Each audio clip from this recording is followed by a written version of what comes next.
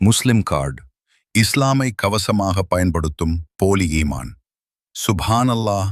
மார்க்க பழக்கங்கள், தொழுகை, ஹஜ், தோற்றம், சொற்கள், சதகா, குர்பான் இவை அனைத்தும் ஈமானின் விளைவாக இருக்க வேண்டியவை.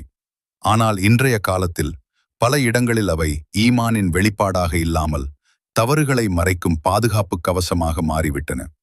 ஈமான் இல்லாத இடத்தில் புர்கா முகமூடியாக மாறுகிறது, தாடி நடிப்பாக மாறுகிறது, வார்த்தைகள் வேஷமாக மாறுகின்றன. ஈமானின் அடையாளமாக இருக்க வேண்டியவை இன்று கேள்விகளிலிருந்து தப்பிக்கவும், விமர்சனங்களை முடக்கவும், நான் சரி என்ற தோற்றத்தை காக்கவும் முஸ்லிம் கார்டின் கருவிகளாக பயன்படுத்தப்படுகின்றன.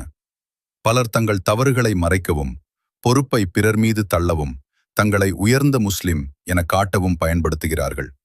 முஸ்லிம் கார்டு என்பது விமர்சிப்பவர்களை அவன் அவள் முஸ்லிம் இல்லை என்று சொல்லி தப்பித்துக் கொள்ளவும், உண்மையான ஈமானை மறைக்கவும், சமூகத்தில் தங்கள் நிலையை பாதுகாக்க பயன்படும் ஒரு நுட்பமான கவசம். இவ்வாறு வாழும் மனிதன் தன்னை தற்காத்துக் கொள்வதாக நினைத்தாலும் உண்மையில் சமூகத்தை தவறான பாதைக்கு இட்டுச் செல்கிறான். உண்மையான ஈமான் இல்லாததால் அவன் சுயமரியாதையும் ஒழுக்கத்தையும் இழக்கிறான்.